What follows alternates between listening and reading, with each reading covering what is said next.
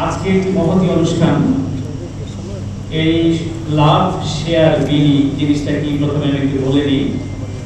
লাভ ইংরেজিতে তারা বলছেন, বাংলায় হচ্ছে ভালোবাসা, এবং শেয়ার হচ্ছে তারা ভালোবাসার অংশীদার হতে চান। এবং এই মানসিকতা নিয়েই কয়েকজন বাংলাদেশের এন্টারপ্রেনার যারা খুব ভালো ব্যবসায়ী, তারা খুব যুক্তরাষ্ট্রে খুব আনন্দে সচ্ছল জীবনযাপন করেন, এবং তারা বাংলাদেশের রাজনীতি, সচরাচর যে রাজনীতি, সেই রাজনীতি থেকেও বেশ আগে অনেক দূরে ছিলেন, কিন্তু তারা অর্থনৈতিকভাবে বেশ সচ্ছল। এমনও একজন আছেন যারা প্রাইভেট জেট কিনতে পারেন। তাদের একজন পরিচালক আছেন। আমি বললাম যে আপনি কিনছেন না কেন? উনি বললেন যে না, ওইটা টাকা দিয়ে যদি আমি দেশের মানুষের কিছু করতে পারি, এটাই আমাদের জন্য ভালো।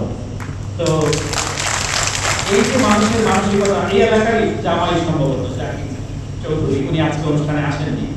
ওনাকে আমরা বলি ভার্জিনিয়ার ওয়ারেন বাফেট। অর্থাৎ এতটাই তারা সক্ষমতা আল্লাহ তাআলা তাদেরকে দিয়েছেন। এবং আজকে যিনি এখানে উপস্থিত আছেন সভাপতি, তিনিও আপনারা 7-11 স্টোরের নাম শুনেছেন, চেইন 7-11। তো আমি প্রায় বলি যে ভার্জিনিয়াতে যতগুলো 7-11 এর সাইন দেখা যায় আমার কথা মনে পড়ে। তো তারা এবং ওনার বড় ভাই বাংলাদেশের এক গর্বিত সন্তান মাহমুদ, উনি কিন্তু যুক্তরাষ্ট্রের একজন ডিপ্লোম্যাট, বাংলাদেশের নয়। উনি দীর্ঘকাল এই উপমহাদেশেই এবং ফরেন সার্ভিস একাডেমি যেখানে পড়ানো হয় ডিপ্লোম্যাটদের, ইউএস, তার বড় ভাই সেখানে প্রশিক্ষক ছিলেন ইউএস ডিপ্লোম্যাট। তো সম্প্রতি তিনি রিটায়ারমেন্ট গ্রহণ করেছেন, কিন্তু তারপর উনি স্কলার হিসেবে কাজ করছেন। তো এরকম বাংলাদেশি মানুষরা ছড়িয়ে ছিটিয়ে আছে, তাদের সক্ষমতা আছে, তারা এই কাজে তারা অংশ নিয়েছেন।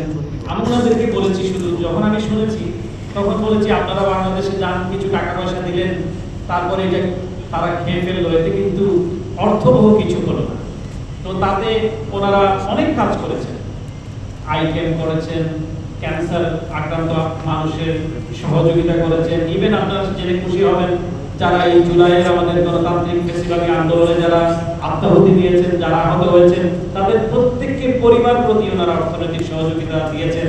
আমি নিজে পঙ্গু হাসপাতালে গিয়ে প্রত্যেকটি বেডে বেডে গিয়ে আমরা টাকা পৌঁছে দিয়ে আসছি, যখন প্রথম আমরা আসি ফেসিবাদ বিরোধী আন্দোলনের বাংলাদেশে। তো তারা অনেক সেটি খরচ করেছেন।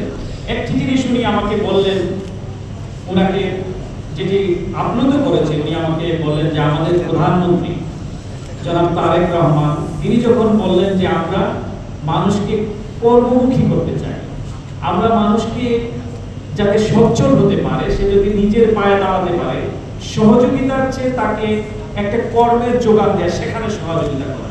একদিন জাহিদ ভাই এসে বলেন যে এইটার সঙ্গে তো আমাদের কর্মসূচি মিলে যায়, আমরা কি এটা করতে পারি না? বললাম হ্যাঁ তাই করেন, আপনারা টাকা না দিয়ে বরং আপনারা নির্মাণ করে দেন।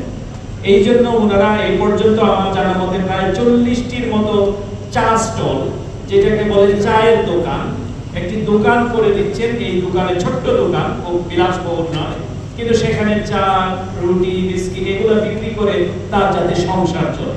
এবং আপনারা শুনে খুশি হবেন, এই রংপুর অঞ্চলে ওনারা বোধহয় 25টা আজকে তারা হস্তান্তর করবেন। 25টা চায়ের দোকান তারা হস্তান্তর করবেন নিজেদের অর্থায়নে। ওই যে একটা কথা আছে না, চ্যারিটি বিগানস এট হোম, তারা বাড়ির থেকেই চ্যারিটি শুরু করেছেন, অর্থাৎ নিজেদের পয়সা দিয়ে, নিজেদের কষ্টার্জিত পয়সার মাধ্যমে। এবং তারা ঠাকুরগাঁয়ে করেছেন, তারা সাতক্ষীরায় করেছেন, তারা ফেনীতে করেছেন, তারা খুলনায় করেছেন, ঝালকাঠিতেও সম্ভবত তারা করেছেন, এবং আরো করবেন। তাতে আরো কিছু উদ্যোগ আছে, যেমন ক্লিন সিটি করা। আমরা দেখি, আপনি দেখবেন যে মানুষ রাস্তায় যত্রতত্র ময়লা ফেলে দিচ্ছে। আমরা সরকারের আশা করি হ্যাঁ সরকারই এটা করবে, কিন্তু যারা উদ্যোগী মানুষ আছেন, যাদের সক্ষমতা আছে, সচ্ছলতা আছে, তারা যদি একটু উদ্যোগ দিয়ে যদি সামনে আসেন, তাহলে পরে আমরা এই দেশটাকে বিনির্মাণ করতে পারি, সুস্থ স্বাভাবিক পরিবেশ রাখতে পারি। যেমন তারা সম্প্রতি ঠাকুরগাঁয়ে আমাকে বলছিলেন যে তারা ক্লিন সিটি করবেন, সেখানে জেব্রা ক্রসিং এ যাতে মানুষ পার হয়। আপনারা দেখবেন রাস্তায় মানুষ শুধু হাঁটতেই থাকে। একজন মানুষ যখন হাঁটেন তখন চিন্তা করেন না যে আমাকে গাড়ি পারাপার করতে হলে নির্দিষ্ট জায়গা দরকার, সেটা কিন্তু নাই। এবং মানুষ কিন্তু টেলিফোনে কথা বলছে, হাঁটছে। মানুষ এটা চিন্তা করছে না যে আমাকে একটা গাড়ি আমাকে একটা আক্রমণ করতে পারে। এই যে আমাদের সচেতনতার অভাব, এই সচেতনতাটুকু তারা তাদের অর্গানাইজেশনের মধ্যে থেকে করবেন এবং ক্লিন সিটি করবেন, তারা ডাস্টবিন দিবেন এবং এই ডাস্টবিনগুলো যাতে আবার ম্যানেজ হয়। অনেক সময় আমাদের এনজিও, অনেক এনজিও আছে আমরা দেখি, আপনারা কিন্তু এইভাবে করবেন না যে ডাস্টবিন দিয়েই খালাস, কিন্তু এই ময়লাটার ম্যানেজমেন্ট হচ্ছে কিনা প্রপারলি সেটা যাতে হয়, সেটা তারা এই প্রকল্পটা তারা হাতে নিচ্ছেন।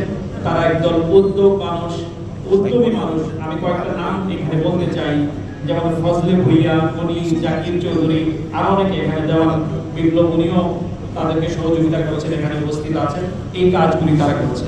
আরেকটি জিনিস আপনারা জেনে থাকবেন যে এই যে আমরা হোয়াইট হাউসের সামনে, জাতিসংঘের সামনে আমরা বিশেষ করে শেষ দিনগুলোতে আমরা একবার লাগাতার অবস্থান কর্মসূচি গ্রহণ করলাম হোয়াইট হাউসের সামনে, এবং বাংলাদেশি পড়ুয়া ছাত্ররা, আপনার স্বনামধন্য আইভি লীগ ইউনিভার্সিটিগুলোতে যারা পড়ে, তারা সকলে দলে দলে চলে আসলো, ছাত্ররা ওয়াশিংটনে হোয়াইট হাউসের সামনে তারা অবস্থান নিয়ে, এবং তাদেরই সংগঠন সেভ বাংলাদেশ আমাদের পাশে এসে দাঁড়ালো।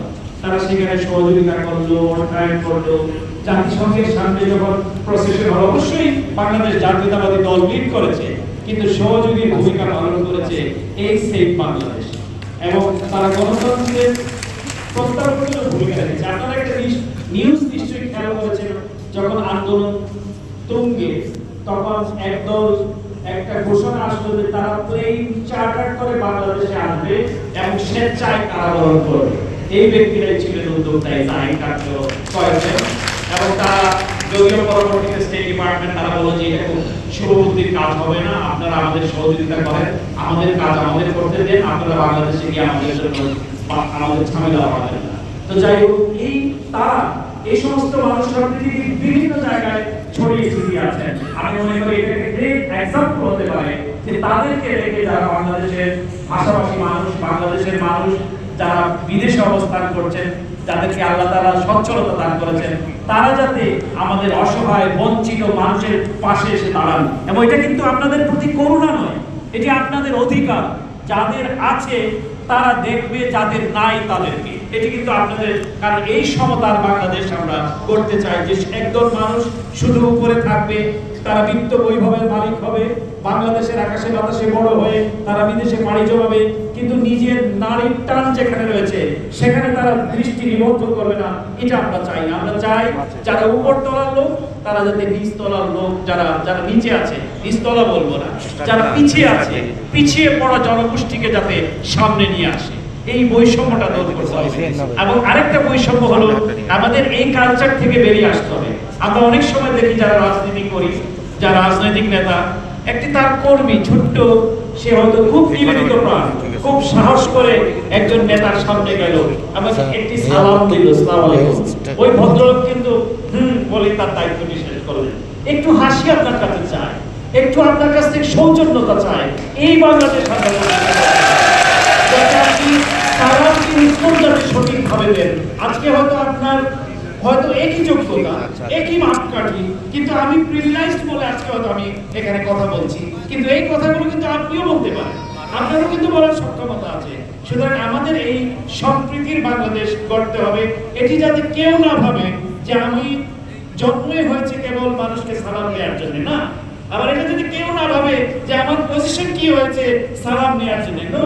এই সহানুভূতি সম্প্রীতির বাংলাদেশ আমরা করতে চাই। তাহলে করে আমরা যে পরিবর্তনের কথা বলছি, এবং যারা দায়িত্বে আছে, বিশেষ করে সরকারি দায়িত্বে, আমি এই সুযোগে বলবো, যদি আমাদের মাননীয় প্রধান অতিথি এখানে উপস্থিত ওনার সামনে বললে কিছুটা বেয়াদবি হবে, উনি অনেক আমাকে অত্যন্ত স্নেহ করেন, আমাদের বয়সের ব্যবধান অনেক, কিন্তু আমাদের মধ্যে একটা চমৎকার বন্ধুত্বপূর্ণ সম্পর্ক আজকে প্রায় 25 বছর, তারও বেশি হবে।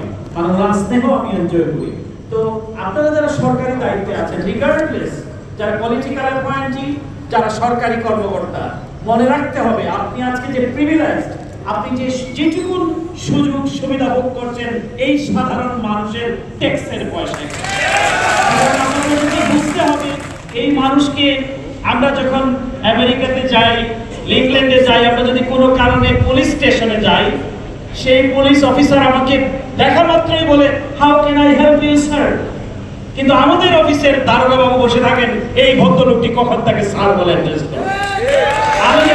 হিসেবে বলেছি আমি কাউকে স্যার বলবো না, এবং আমি চাই না কেউ আমাকে স্যার বলবো। এই ব্রিটিশ যে কলোনি, আমাদের যে মানসিকতা যে আমাদেরকে করে দিয়ে গেছে, ওরা কিন্তু এটি ছেড়ে ছেড়ে চলে গিয়েছে অনেক আগে, কিন্তু আমরা সেটি প্রিজার্ভ করছি। অদ্ভুত জিনিস খেয়াল করবেন যে যত বড় অফিসার তার চেয়ারের একটা দেখবেন বড় টাওয়াল ঝুলতেছে। আমি জানি না এই টাওয়াল মর্মার্থটা, এটা অনেক আগে ব্রিটিশরা চালু করেছিল, যখন তাদের শার্ট পরতো এবং এই শার্টের কলারটি তখন কয়লার কারণে যখন নষ্ট হয়ে যেত, এই কালারটা প্রোটেক্ট করতো এবং গরমটা প্রোটেক্ট করতো। কিন্তু এই যে আমরা এখনো প্রিজার্ভ করছি, এই বৈষম্যটা আমাদেরকে দূর করতে হবে। এবং যিনি বলছিলাম যাদের ট্যাক্সের পয়সায় আপনাদের বেতন হয়, আমরা একটা সরকারি দায়িত্বে আছি, কিন্তু এই দায়িত্বের মনে রাখতে হবে যে এই দায়িত্বটা যাতে মানি মেকিং মেশিন যাতে না হয়, আমার অর্থনৈতিক লাভালাভের জন্য যাতে আমি কোনো দায়িত্ব না নিই। কারণ এটির জন্য বাংলাদেশের মানুষ সংগ্রাম করেছে। আমরা দেখেছি বিগত 17 বছর পুরো বাংলাদেশকে একটি কর্পোরেট হাউসে পরিণত করা হয়েছিল, কিভাবে দুর্নীতিকে প্রাতিষ্ঠানিক রূপ দেওয়া হয়েছিল, সমস্ত প্রথা এবং প্রতিষ্ঠানকে ভেঙে চুরমার করে দেওয়া হয়েছিল। সেখান থেকে একদম জিরো থেকে আপনাদের প্রিয় নেতা, আমাদের প্রিয় প্রধানমন্ত্রী তারেক রহমান শুরু করেছেন। তার যে হাম্বল, তার যে বিনয়, তার যে একাগ্রতা, তার যে নিষ্ঠা, এটি যাতে সকল কর্মকর্তা, মন্ত্রী পরিষদের সকল সদস্য, সকল জাতীয় সংসদ সদস্য যাতে মর্মে মর্মে অনুধাবন করেন এবং প্র্যাকটিস করেন, আমি আজকের সুযোগে এটাই বলতে চাই। আজকে এই অনুষ্ঠানের আয়োজন করেছেন, বিশেষ করে এই রংপুর উন্নয়ন কর্তৃপক্ষের চেয়ারম্যান, তিনি নিরলসভাবে কাজ করেছেন, এবং জনাব জাহিদ খান, আমি জানি আপনি প্রায় একটা কথা বলেন যে আমরা দিতে এসেছি, নিতে আসে নাই। নিশ্চয়ই আপনি কোনো লাইসেন্স চান না, নিশ্চয়ই আপনি কোনো কন্ট্রাক্টর চান না, এবং কোনো সুবিধা আপনারা কেউ চান না। এটি আমাকে আপ্লুত করে, আনন্দিত করে, এবং অতি সম্প্রতি বাংলাদেশ সরকার তাদেরকে এনজিও বিষয়ক ব্যুরো থেকে রেজিস্ট্রেশন প্রদান করে এখানে কাজ করার সুযোগ করে দিয়েছেন। আমি বিশ্বাস করি আপনারা, আল্লাহ তাআলা আপনাদেরকে অনেক অঢেল সম্পত্তির মালিক করেছে। আপনি আমেরিকার মধ্যে একজন শ্রেষ্ঠ ট্যাক্স পেয়ারও বটে, ট্যাক্স দেন আপনারা এই অসহায় মানুষগুলোর দিকে তাকান। এটি তাদের প্রতি করুণা নয়, এটি আপনাদের হক, তাদের হক আপনাদের প্রতি। কারণ আপনারা প্রিভিলেজ। এই লোকটি যদি আজকে ওয়াশিংটনে আমার সামনে বসে, ওই পেছনের মানুষটি যদি আজকে ওয়াশিংটনে যাওয়ার সুযোগ পেত, সে হয়তো আপনাকেও ছাড়িয়ে যেত। যাই হোক, অনেক কথা বললাম আজকের এই সুযোগে। আপনারা সকলকে আন্তরিক ধন্যবাদ, এবং নিশ্চয়ই এই বাংলাদেশের পরিবর্তন ঘটাতে পারবো, যেখানে মির্জা ফখরুল ইসলাম আলমগীরের মতো মানুষ দীর্ঘ 17টি বছর এই বাংলাদেশী জাতীয়তাবাদী রাজনীতির রজ্জুকে সমগ্র চেতনা দিয়ে, বিশ্বাস দিয়ে, ইমানদারির সাথে রক্ষা করেছেন। নিশ্চয়ই এই বাংলাদেশ তার মূল্যায়ন করবে। প্রধানমন্ত্রী তারেক রহমান মানুষ চিনতে ভুল করেন না, সেটিও আমি বিশ্বাস করি। এই বলে আপনাদেরকে অসংখ্য ধন্যবাদ।